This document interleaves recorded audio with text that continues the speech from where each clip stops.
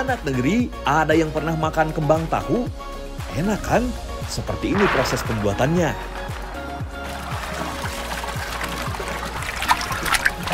Nah, ini adalah proses pencucian, memisahkan antara kulit dengan kacang kedelainya.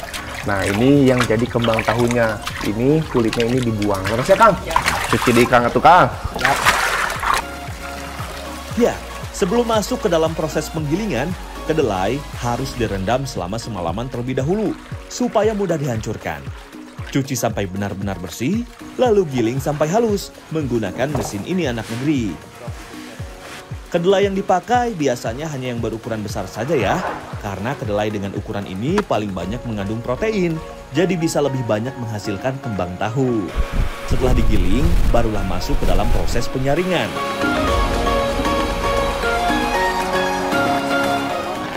Nah, ini wangi kedelainya tuh benar-benar khas pisan. Terus nih, kirain airnya air dingin, ternyata air panas. Tadi saya langsung anclum ke bawah. Aduh, tukang manjur dari. Bener panas ini, Mas. Tapi si Akangnya udah biasa, saya cobain nih. Oh ya anak negeri, pabrik tahu Bintang Jaya ini sudah berdiri sejak tahun 1960-an loh. Dan mampu bertahan hingga sekarang. Wah, hebat pisan ya. Sekarang langsung saja tuangkan air perasan kedelainya untuk segera dimasak.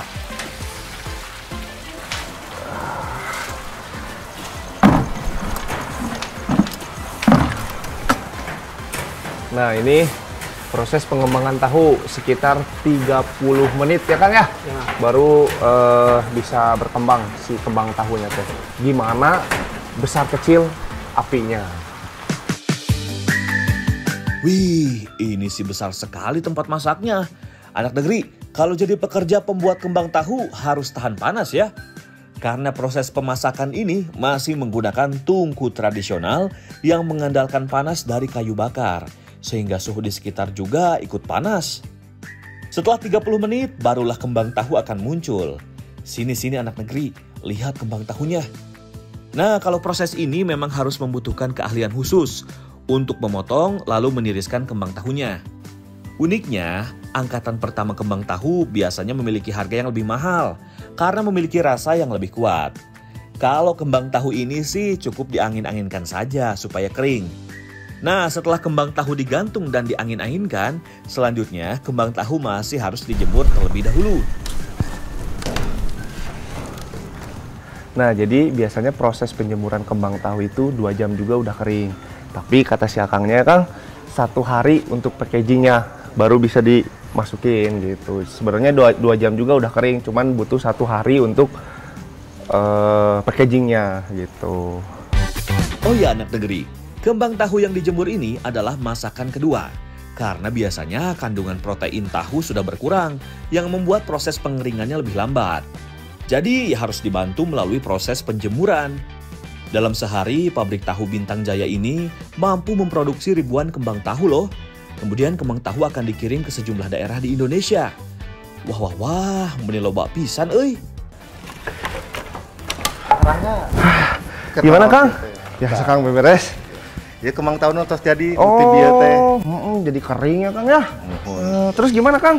Ya kanggo arangga, kanggo masak. Allah, hatur nuhun pisan. Meni kuat kalau baki meni banyak ini, Kang. Terima kasih ya, Kang ya. Aduh, mangga, Kang. Mangga, nuhun. Sekarang Arangga mau bikin batagor. Arangga, katanya bikin batagor, mana tahunya?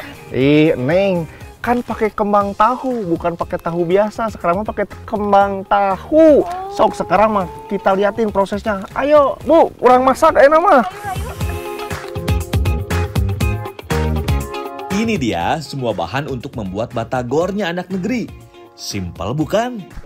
Langsung saja, haluskan semua bumbu seperti bawang merah, bawang putih, ketumbar, kemiri, cabai rawit, dan juga garam. Anak negeri, sementara Abdi mengambil daging ikannya untuk campuran irisan batagornya, Neng Ica juga menyiapkan bahan isian lainnya, seperti daun bawang dan juga wortel. Nah, kalau daging ikannya sudah banyak terkumpul, langsung saja kita campur dengan tepung kanji, garam, dan juga daun bawang.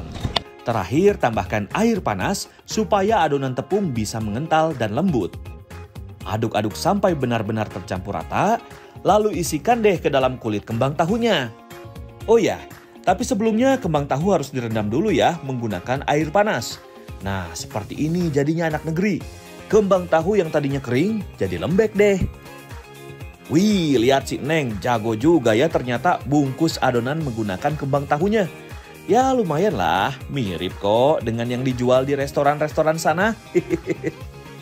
Nah, sadayana adonannya sudah habis nih. Semua sudah terbungkus dengan kembang tahu.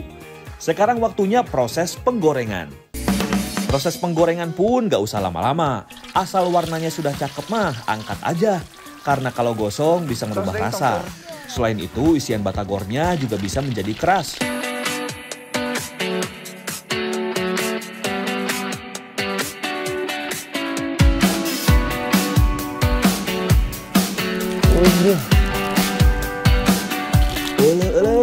Batagornya raos pisan.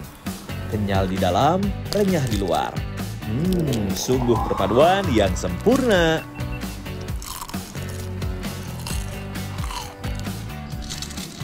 Dengerin tuh.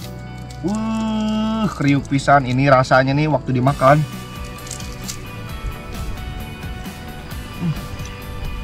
Rasa dalamnya kenyal, rasa luarnya kriuk banget.